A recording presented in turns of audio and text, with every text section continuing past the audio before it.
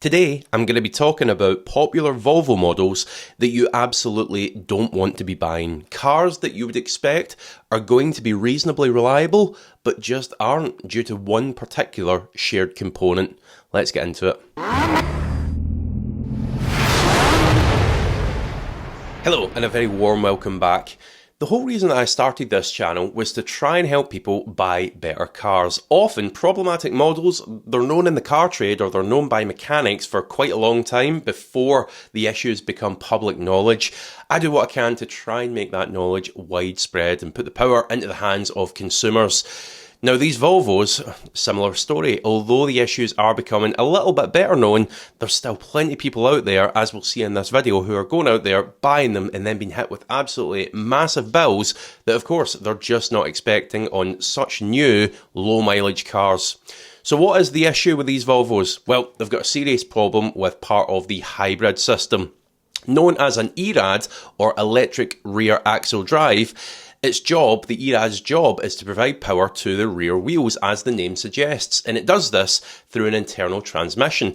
It is in many ways comparable to an automatic gearbox, given it's got an internal clutch, it's got a differential in there, and so on, just with the addition of these added electrical components. Now, what doesn't help the ERAD system is that Volvo say, well, it never needs its oil changed, it's sealed for life.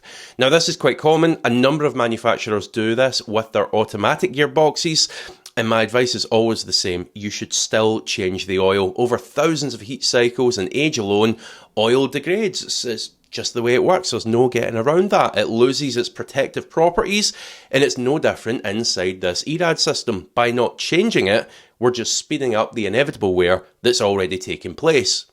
Now, unfortunately, there have been a number of car buyers now learning the hard way about this problem. Many of them have been in touch with me, and being handed the infamous £7,500–8,000 repair bill from Volvo, with Volvo doing very little in the way to assist with that.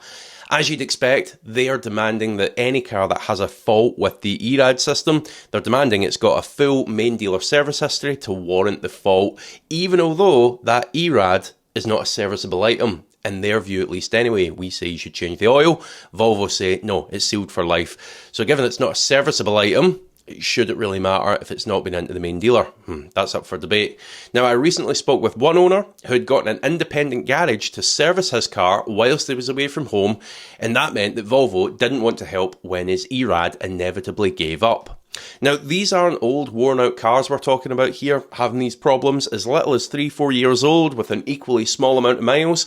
They're failing. I was glad to see this issue is getting a little bit more visibility, especially in the last few days with this news article. Let's take a look. Volvo is accused of money-making scheme after car owner's electric hybrid model dies after just 4 years, leaving her with a £7,500 bill. I knew exactly what this was the moment I seen the title, unfortunately.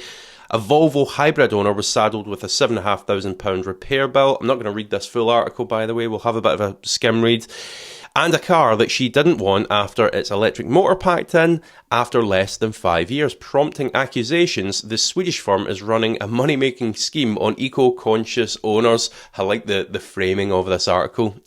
It's just a problematic component. It's just something that more car buyers need to be aware of. Terry Ann Smith, 37, bought the high-tech XC60 for around $40,000 in 2021, snapping it up less than a year from new after it being used as a dealership manager's daily runabout.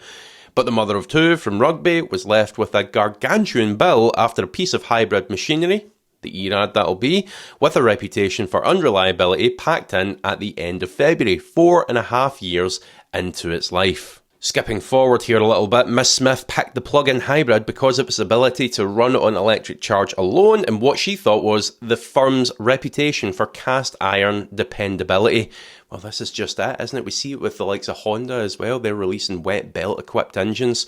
It's the eco-influence on what was once very reputable, very reliable brands. You need to be careful. It's more of a minefield now than ever. I don't want to say I'm an eco-warrior, but I wanted to contribute to reducing my emissions, so I thought, let's do something good and get hybrid. Debatable again, but okay, we'll go with it. It's good intention, isn't it, on her part? I wasn't running it through a business, I wasn't saving tax or anything, I just wanted to try and do a bit of good, really. Interesting that she mentions that, because often these cars are bought as tax scheme write-offs or company cars, things like that. So let's talk about the affected cars then. What is it that you're actually avoiding? Well, the main culprits here are what she bought, the XC60 and the XC90, the T6 and the T8. Now, these are the cars that seem to show the problem more often than any other. I suspect that the added mass of these cars, big SUV cars, the added mass on the system are why they are most commonly seen with these problems, because the V60 and the V80s also had these fitted, but as I say, failures don't seem to be as common as with the larger SUV cars. Over the years, there have been a few different versions of it. The earliest cars will have the original ERAD, which arguably was the very worst. Around 2018, they obviously knew there was a problem with these, so they switched to ERAD 2. You can tell what's fitted to a car because it says it just underneath the unit, so if you look underneath the car, you'll be able to tell what one's fitted. Now, these ERAD 2s, they were originally thought to be quite a bit better than that original ERAD, but they are now still routinely failing as the years roll on.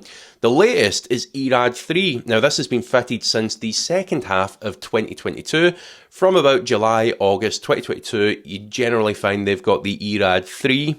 These are still quite new, so any failures are likely being dealt with quite quietly, under warranty, with main dealers. So the jury, to be honest, is still out on that one. Now, the final thing that I want to add to this video, absolutely not saying you should go out there and buy one, but the symptoms of a failing ERAD. I'm going to include this more for those who maybe already have one of these cars and think they might be starting to run into issues with it. If you've got a full dealer service history, absolutely lean on them, try and get something done about that. Now, what we actually see go wrong with these, it can quite often just be a horrible grinding noise. Noise is usually the first thing that tends to happen with it. It really just depends on what part of it is starting to give up. Other times you can feel it through the driveline.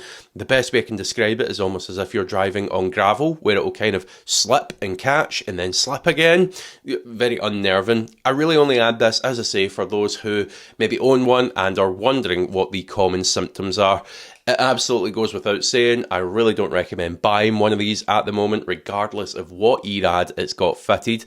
Some salesmen out there, I'm absolutely certain they're maybe pushing them because they're saying, oh no, it's got the new one fitted, it'll be totally fine.